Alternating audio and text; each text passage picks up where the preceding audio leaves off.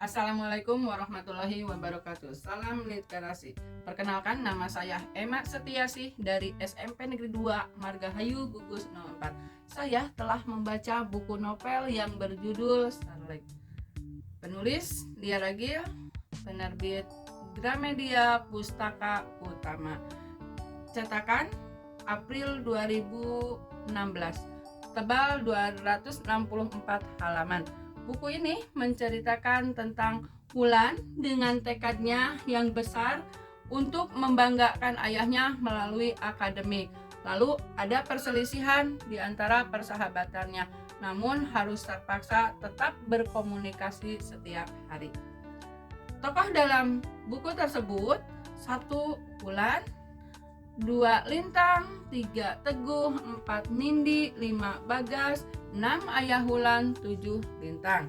Cerita ini terjadi saat mereka duduk di bangku SMP dan SMA dengan latar tempat di sekolah di kelas 11 IPA 2 Rumah Wulan dan Lintang, Pagung Pensi dan Markas Lintang.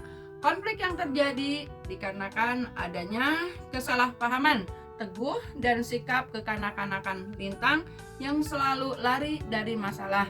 Namun memuncak dikarenakan Teguh selalu melampiaskannya semua terhadap pembulian. Pendapat saya, buku ini bagus, memiliki tema yang begitu memikat, astronomi dan covernya yang unik. Buku ini juga mengangkat tema penlit yang cocok dibaca untuk para remaja bahkan semua kalangan. Membaca novel ini, jujur, saya merasa sangat puas. Kisahnya tidak hanya seputar kehidupan remaja yang penuh warna, namun isinya dipenuhi banyak hal-hal yang bermakna. Sebut saja tentang mimpi, lalu tentang persaudaraan, tentang persahabatan, dan tentu saja romantisme tak ketinggalan. Kisah remajanya pun sangat membumi, diawali dengan pemberian nama-nama karakternya yang lokal sekali. Tempat settingan di Jogja, dan tentu saja kehidupan sekolah yang tidak terlalu konflik dan tidak juga terlalu sederhana. Inti kisahnya sendiri berpusat pada Wulan. Sebenarnya dia ingin membuktikan kepada ayahnya bahwa ia bisa. Setidaknya dilihat ia selama ini perhatian ayah selalu pada Lintang yang lebih cerdas daripada Wulan. Cewek itu selalu dianggap tidak sepenting Lintang. Maka ketika ada seleksi olimpiade di bidang astronomi, Wulan maju untuk membuktikan bahwa dirinya bisa.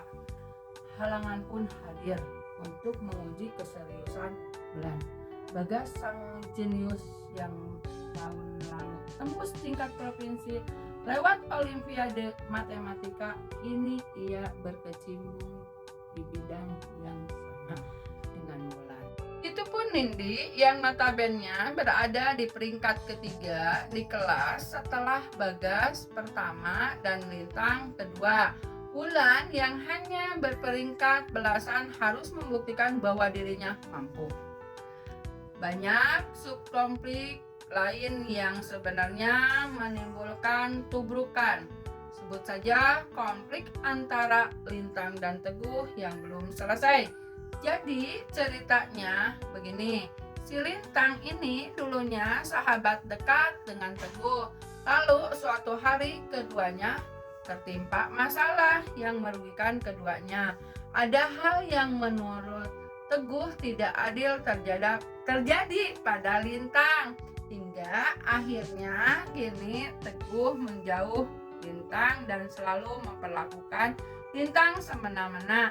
Karena kejadian masa lalu itulah Lintang selalu terima saja dirundung oleh Teguh. Rasanya ucapan maaf Lintang yang berkali-kali Teguh ditujukan kepada Teguh sia-sia belaka dan tak bermakna. Tema dan segala hal yang diangkat dalam novel ini sangat bagus kalau dibaca dan ditekuni maknanya oleh Kim Jamano. Begitu interaksi antara 5 remaja dalam novel ini bukanlah hubungan yang sebenarnya tidak patut dicontoh karena mereka sering bertengkar satu sama lain. Tetapi penulis sepertinya sengaja memunculkan hal itu di permukaannya demi para pembaca sadar, terutama remaja, bahwa banyak hal yang bisa diambil bahkan dari hal-hal yang tidak mengenakan sekalipun. Tindakan-tindakan yang diambil, setidaknya karakter pun terbilang cukup dewasa dan bagus kalau diteladani para pembaca remaja.